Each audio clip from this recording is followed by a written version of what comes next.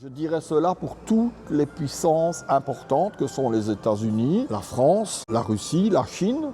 Opportunité et danger, tout à fait normal. Maintenant, le fait que le monde devienne, on va l'appeler multipolaire, permet à l'Afrique, je vais dire un pays comme le Cameroun peut prendre un accord de défense avec la Russie, avoir des accords commerciaux avec la France, avoir des financements et faire des routes avec les Chinois ou acheter des produits avec les Chinois. Pourquoi pas traiter avec des Américains et donc équilibrer des échanges en essayant de trouver les meilleurs partenaires et les meilleurs fournisseurs, qu'ils soient des fournisseurs de services de sécurité, puisque les Russes ont leur service de sécurité militaire et autres, mais les Américains avaient leur société privée. Je pense que c'est Blackwater pour les États-Unis aussi.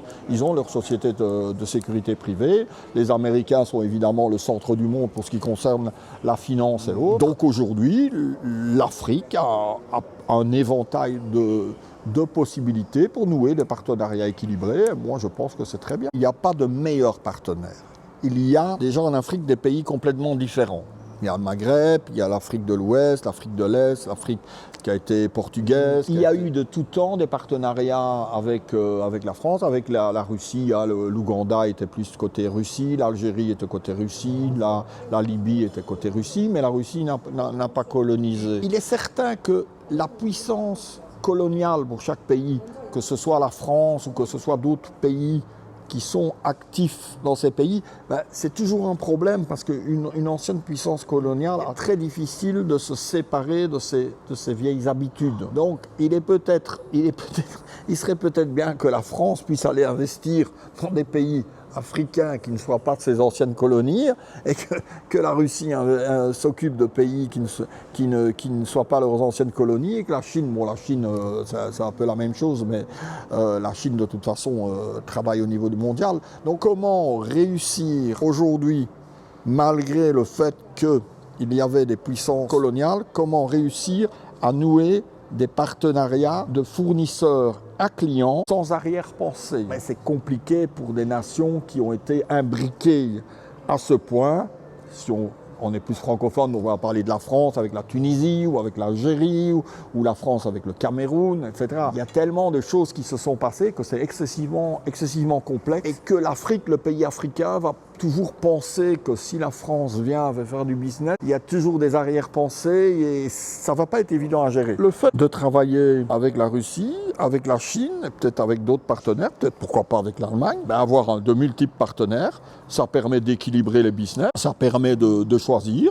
Voilà, on doit faire une centrale nucléaire, avec qui est-ce qu'on peut travailler, on doit produire le pétrole, on doit le raffiner, etc. avec quel partenaire, et puis essayer d'avoir aussi des partenaires qui vont construire des usines. Si on vient faire des cultures, de l'agronomie, etc., on fait des cultures de la banane, des légumes, etc., essayer de trouver des partenaires qui vont avoir les usines de transformation et qui vont permettre à l'Afrique d'avoir son cycle complet sur le territoire et pas faire partir des denrées, les faire revenir parce qu'elles ont été mises en traité, mises sous sachet, etc. Donc vraiment avoir la totalité en Afrique, puisque aujourd'hui, là, ce qui va être super important, ce sont les matières premières. Si je prends par exemple la République centrafricaine qui était une colonie de la France et qui maintenant est entre guillemets sous pavillon russe, la République centrafricaine, je crois qu'ils ont...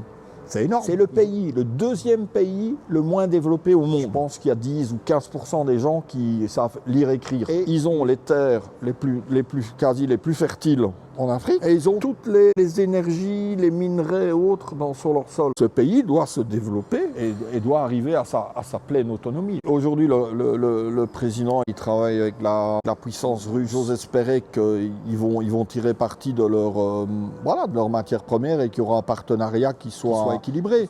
Manifestement, ce partenariat n'a pas été équilibré. Le gros problème, c'est que les puissances coloniales, quand elles sont sorties de leur vraie période coloniale, c'est-à-dire être sur place, donc ils sont partis, les indépendances des pays ont été déclarées, mais en fait, les puissances coloniales sont quand même restées et économiquement, ils ont conservé la main sur les matières premières. D'ailleurs, je pense qu'il y avait des deals où les pays ne pouvaient même pas exploiter les matières premières de manière individuelle.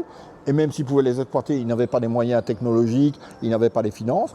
D'autre part, quand on parle de l'Afrique de l'Ouest, il y a aussi un gros souci, c'est qu'ils n'ont pas leur autonomie monétaire puisqu'il y a le franc CFA et le franc CFA est soumis à Paris. Donc c'est le bon vouloir de Paris pour le franc CFA, les échanges de devises avec l'euro, etc. Donc est-ce que la création, et là moi je n'entre pas dans des polémiques, mais est-ce que la création de autre chose que l'euro ou le dollar, c'est-à-dire un rouble, un panier de monnaies différentes, peut-être avec l'Inde, peut-être avec les BRICS, le Brésil, etc., avec aussi l'ONU, le FMI, etc., où il y aurait de nouveaux organismes de financement qui seraient multipolaires, de nouveaux par rapport au FMI, ou un FMI qui serait russe, chinois, indien, etc., ça amène une concurrence.